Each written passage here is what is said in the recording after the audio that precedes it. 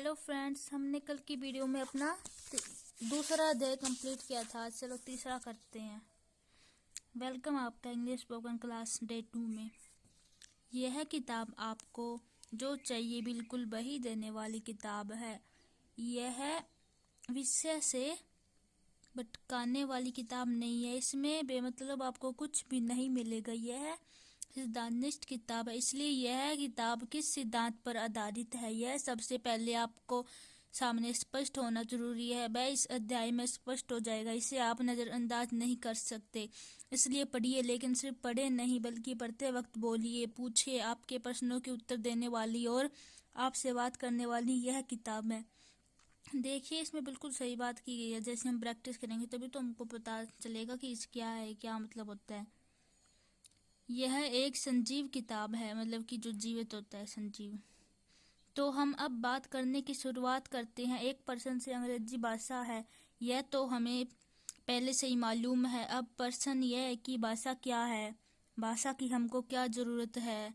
इस सवाल का जवाब आपको पता है। किसी भी हालत में यह आपको मालूम है। अगर आप शब्दों में ना बता पाए तो भी इसका जवाब आप जानते हैं। किसी भी तरीके से आप जवाब दे तब भी आपको जवाब गलत नहीं हो सकता, क्योंकि भाषा का प्रयोग आप खुद प्रतिदिन करते हैं। हम हिंदी भी तो बोलते हैं फ्रेंड्स।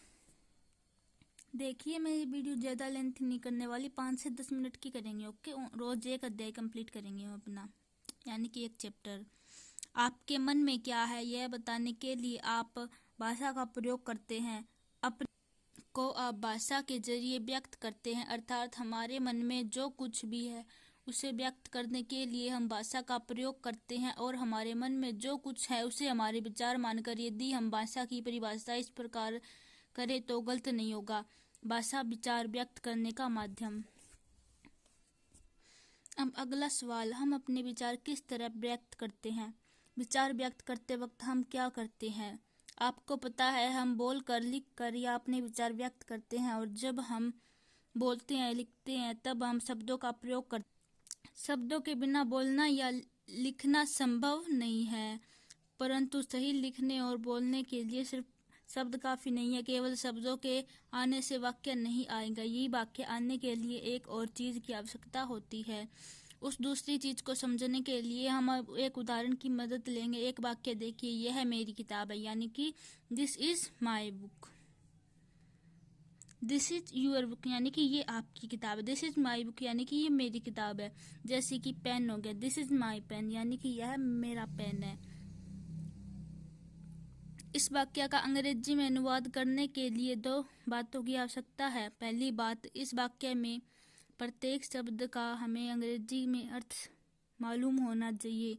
शब्दों का अर्थ मालूम होने की पहली शर्त हम पूरी कर सकते हैं या नहीं, हम पहले देखेंगे। यह अर्थात दिस, मेरी का अर्थ है माय।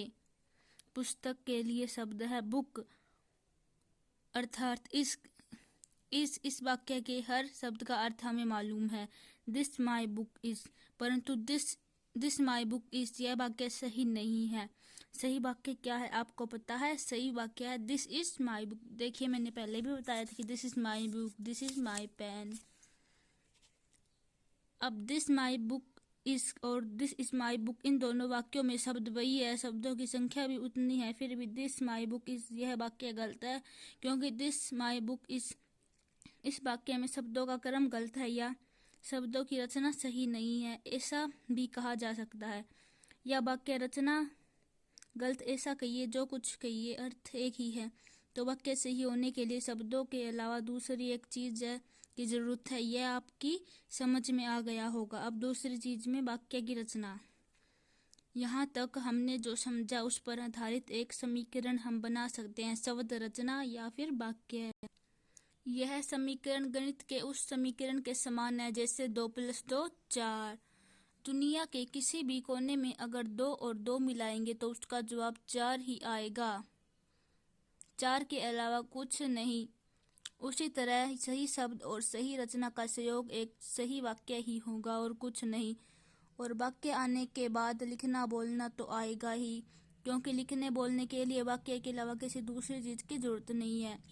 लिखने बोलने के लिए वाक्यों की ज़रूरत है। जब मैं यह कहता हूँ तो उसका अर्थ 500 वाक्य है, 100 वाक्य या 200 वाक्य ऐसा नहीं है। किसी भी भाषा के गिने चुने वाक्य में वह भाषा हमें आती है ऐसा नहीं कह सकते। लेकिन हिंदी का कोई भी वाक्य आपको अंग्रेजी में आता हो तो आपको अंग्रेजी आती है ऐसा ही कहना होगा, और यही आपको इस किताब में सीखना होगा। आपको जहाँ जाना है उस जगह का नाम है वाक्य। एक बार फिर ध्यान दीजिए, सिर्फ गिनती के वाक्य नहीं, कोई भी वाक्य। वाक्यों के अध्ययन की शुरुआत वाक्यों के प्रकार से करनी चाहिए। तो चलिए अगले अध्याय में वाक्यों के प्रकार देखने के लिए। तो फ्रेंड्स, अगली वीडियो कल अपलोड करेंगे, ओके। तो फिर मैं मिलती हूँ आपको नेक्स्ट वीडियो के साथ। तब तक के लिए जय हिंद, जय भारत। और प्लीज़ लाइक शेयर सब्सक्राइब कीजिएगा, क्योंकि आपके जैसे और भी माताएं, बहनें, भाई बहन, फ्रेंड्स, हर कोई इंग्लिश सीखना चाहता है, बट उनके पास इतने पैसे नहीं है कोई कोर्स कोचिंग ज्वाइन कर सके। इसलिए मैं यूट्यूब में फ्री लेके आई हूँ आपके लिए। अगर आपको PDF चाहिए तो भी प्लीज़ कमेंट में बताना, ओके। तब तक के लिए बाय, हर हर महादेव।